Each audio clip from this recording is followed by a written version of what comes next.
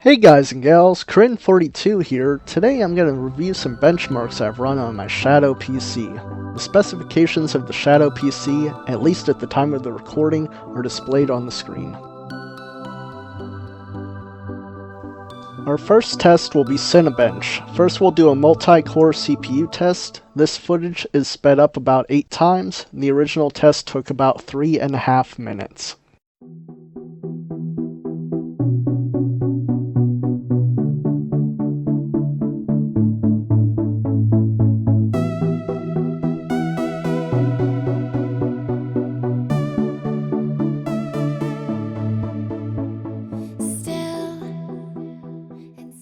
The final score is 1386, which is pretty low in 2020.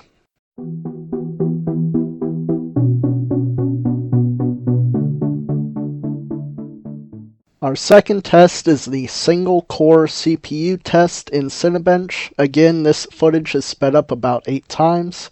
The original test took over 20 minutes. I'll let the test run through, albeit sped up, because one of my pet peeves is YouTubers who do benchmarks, but jump cut through them to speed up the video. This is by far the longest benchmark in the series, so I'll use this time to explain some of the nuances of Shadow. If you'd like to skip ahead to the end of this test, skip to around the 4-minute mark in the video.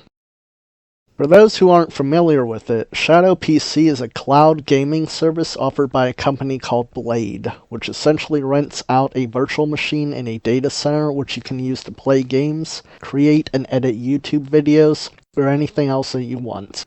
You have full control over most aspects of the virtual machine. Their terms of use are rather relaxed. They have the usual terms such as not using the device to pirate media, not using the service to harass others, and so forth. Beyond this, there are really only 2 restrictions on Shadow PC. First, you cannot virtualize something within the Shadow PC because nested virtualization is turned off by Blade. Second, you cannot use any other remote viewing software to bypass their display software because that's against their terms of use. The terms of use are linked in the description. Regarding the first restriction, I suspect that they cannot afford to virtualize the CPU via VTX, as the CPU assigned to you is shared with other Shadowers. Virtualizing the CPU would require them to pass through a dedicated number of cores to the virtual machine your Shadow PC uses. Intel has a good explanation of how this works, which I'll link in the description. If any Shadow employees are watching this video, please comment below or post in the Shadow PC subreddit why nested virtualization, that is to say running a virtual machine inside of Shadow, is not available. I'd love to use my Shadow PC to run some virtual machines when testing some software. The internet is a dangerous place after all. Regarding the second restriction, there's a justification or rationalization, depending on your perspective, that is commonly posted by the community members on their subreddit, which basically states that Blade uses monitoring software on Shadow that relies on inputs from their display software to indicate that Shadow is still in use. If you were to use an alternate remote viewing system, such as Virtual Network Computing, also known as VNC, or a proprietary service such as TeamViewer or Google Remote Desktop, the display software would no longer register that you were using it. In order to conserve resources, a Shadow PC is programmed to disconnect the session and hibernate the virtual machine after 30 minutes of inactivity.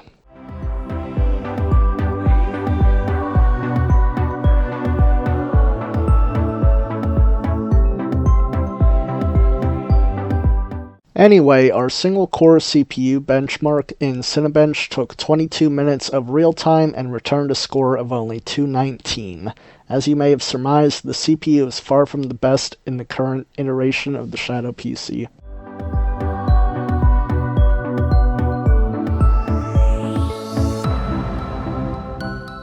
Our next benchmark is Heaven Benchmark, a general-purpose GPU benchmark. Just like other clips, this one is sped up by about 8 times. This test took around 5 minutes of real time. Just like the Cinebench single-core CPU test, I'll let it run. If you'd like to skip to the end of this test, cut to the 5:50 mark in the video. For anyone who'd like to stick around, I'll give a very brief explanation of the weird GPU that Shadow uses. In the way back before times, when Shadow was relatively new, they used to include an NVIDIA GTX 1080 with every Shadow PC. Technically, this was virtualized and passed through to the VM, but the difference is largely academic as there is virtually no overhead to this setup. However, NVIDIA didn't take kindly to this as the 1080 is considered a consumer-level card, and it is against NVIDIA's terms of service to use a consumer-level card in enterprise-grade hardware, such as a data center server. So rather than go to court, Blade reached an agreement whereby they would stop using the 1080 and start using the Quadro P5000 series card. The P5000 is a slightly slower card as it was designed for workstation use, namely rendering video and CAD drawings. At 16 gigabytes, it is double the memory of the 1080, which only has 8 gigabytes. Notably, the P5000 does not support NVENC or NVENC, which is used by the latest versions of OBS Studio to greatly improve stream frame render times. The P5000 also costs about 3 times as much as a 1080. In test, the final score was 2819 with an average frames per second of 111.9. Our next test will be a series of benchmarks by Luxmark. Luxmark is an OpenCL benchmark suite. OpenCL is used within parallel processed applications such as graphics, CAD, and video rendering programs. The most notable use case is X264 rendering. As noted in my earlier explanation during the Heaven benchmark, the P5000 series graphics card does not support NVENC, so X264 is the only option available within OBS at this time. Streamers will want to pay a little attention to these results. These tests are again set to 8 times speed. Each test took around 2 minutes of real-world time to complete. Because of how short the clips of these tests are, I won't be reading the test results, but will spend the next few minutes with some shadow fun facts. To summarize the OpenCL test results, the best test result is still far from the top results on Luxmark's website. In fact, it's near the bottom of the results list. I had to flip to page 194 on their top results page for the single GPU simple test to find a score similar to the Shadow PC's performance. The other test results were similarly not good. Skip to 11:11 in the video to go to the next batch of tests. For everyone else, I have about 4 minutes to fill and quite frankly only a few more Shadow fun facts to share. While I apologize in advance, the remainder of this time will be filled with stock music. The biggest Shadow fun fact to share is that Blade plans to roll out new hardware to their data centers throughout 2020. Concurrent to this, they will also provide 3 pricing tiers. The current option will be provided under their Boost tier with an estimated $5 discount. In other words, should you choose to stay on the current hardware, you will save $5 per month compared to, quote, upgrading to the new baseline tier, Ultra. The Ultra tier will have an RTX 2080 equivalent, also known as a Quadro RTX 5000 GPU. The Ultra tier will also offer more storage, albeit at a still paltry 512 gigabytes, as well as slightly more RAM at 16 gigabytes. The highest tier Blade will offer in this new rollout will be Infinite, which will offer a Titan RTX equivalent, also known as a Quattro RTX 6000. It will offer 1 terabyte of storage and 32 gigabytes of RAM. Both the Quadro RTX 5000 and 6000 will support NVENC and H.265, which will be a great benefit to streamers.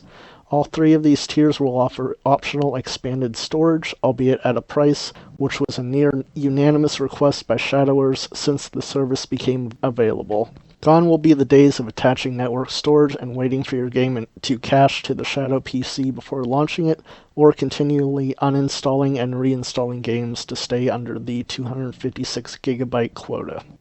They are currently rolling out these plans to the European data centers, with plans to roll out to the US sometime in the summer of 2020. The exact specifications of the new hardware, namely the chipset the CPU will use and the clock speed of the RAM, are largely under wraps by Blade. However, at least one European Shadower has tested the new Infinite tier. The results are linked to in the description. Overall, the Infinite tier works very well for its use case. It is a very powerful cloud gaming PC which will last a year or 2. And the benchmark posted by the Shadower shows that the Infinite tier will have an Intel Xeon W3235 processor, which is a 6-core 12-thread CPU clocked at 3.3 GHz. The RAM is clocked at 2400 MHz, which isn't terrible, but certainly not great. I do plan to test both the Ultra and the Infinite tiers when they roll out in my region. If this video does well, I'll make another set of benchmark videos for those tiers, so be sure to like and comment. I've built an imitation Shadow Infinite build on PC Part Picker, a PC which would use equivalent consumer-grade hardware as the Shadow Infinite PC would cost around $4,200 US. The list is linked to in the description as well. Out of the dark, take to the sky, chasing the stars, all that we said, all that we are, waiting to fly, this is the start. Hide and seek, reason and rhyme, grand and glorious, living the dream, yours and mine, euphoria. Hide and seek, reason and rhyme, grand and glorious. Our next series of tests will be the Unigine Superposition benchmark tests. Unigine is the developer of a series of benchmark tests, of which Superposition is the latest free-to-use benchmark. We'll start with the 8K optimized test. As with the other tests, this is sped up by 8 times. Living the dream, yours and mine, euphoria.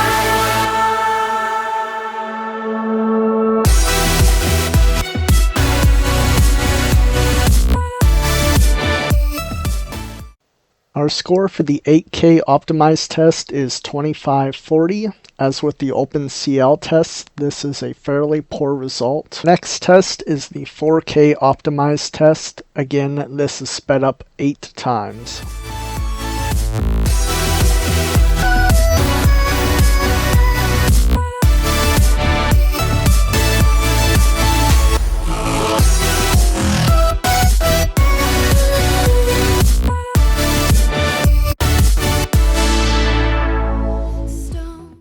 Our score for the 4K optimized test is 5601.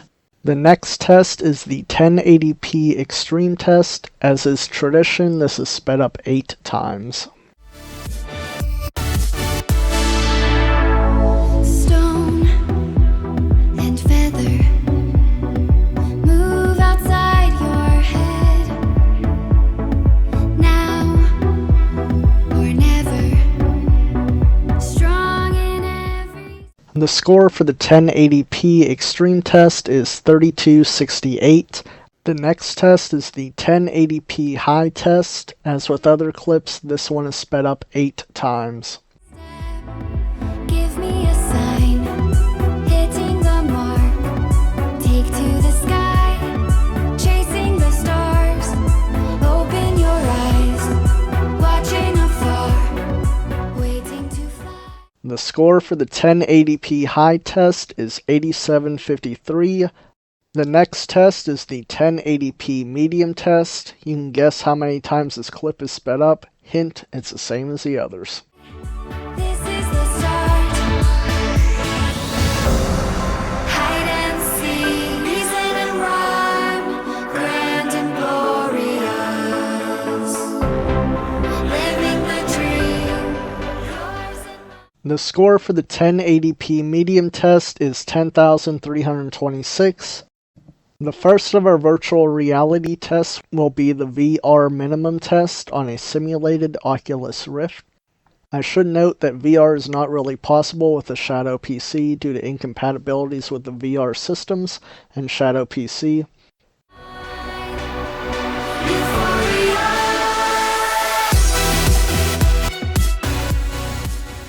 The score for our VR minimum test on the Oculus Rift is 8824, or a ready score. The next VR test is the VR Optimum test using a simulated Oculus Rift. Post in the comments below how many times you think this clip was sped up. The person with the correct answer who gets the most likes on their response by March 30th, 2020 will get a shout out in the next YouTube video I create after that date. The score for our VR Optimum test on a simulated Oculus Rift is 7194, or kinda ready. The next VR test is VR Maximum on a simulated Oculus Rift. The shoutout contest wasn't a joke, by the way. I want to see how many people actually watched the majority of this video, so be sure to comment down below with your answer.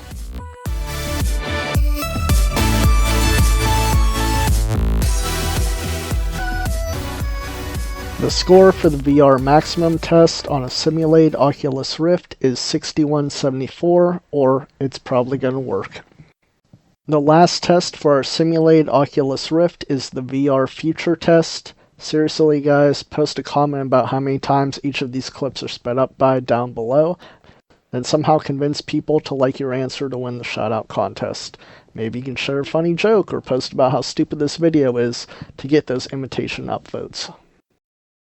The score for the VR Future test on the simulated Oculus Rift is 2600, or probably not gonna happen. Our next series is the HTC Vive simulations. We'll follow the same order and start with the VR minimum test. As noted previously, this will not actually work on a Shadow PC. These are just benchmarks to show what could theoretically happen if you had ideal latency to the data center. The score for the VR minimum test on an HTC Vive simulation is a perfect 10,000. Unfortunately, Shadow PC is not actually compatible with this system. The next test is the VR Optimum test on a simulated HTC Vive.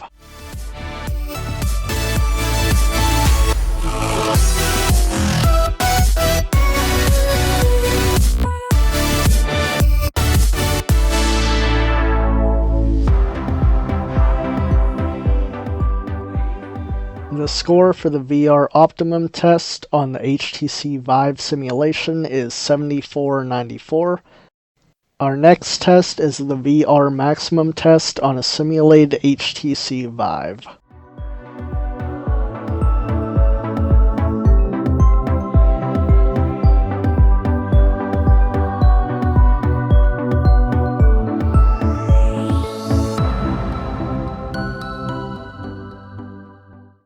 The score for the VR Maximum test on a simulated HTC Vive is 6251.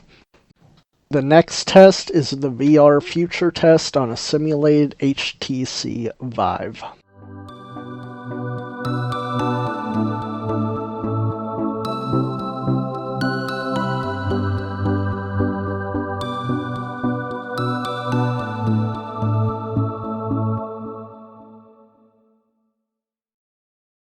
The score for the VR Future test on the HTC Vive simulation is 3030.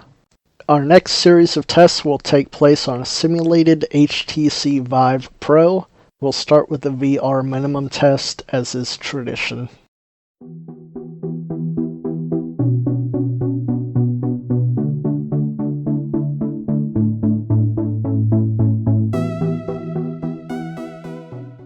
The HTC Vive Pro simulation scored a near-perfect 9851 on the VR minimum test. The next test is the VR Optimum test on the HTC Vive Pro simulation.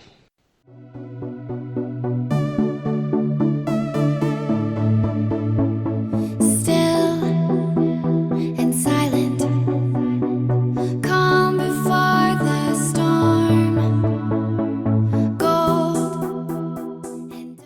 The HTC Vive Pro simulation scored a 7506 on the VR Optimum test. The next test is the VR Maximum test on the simulated HTC Vive Pro. Jewels behind the throne, into the night, out of the dark, take to the sky, chasing the stars, all that we... The HTC Vive Pro scored a 6265 on the VR Maximum test. Our last test is the VR Future test on the simulated HTC Vive Pro. All that we are, waiting to fly, this is the start. Hide and seek, reason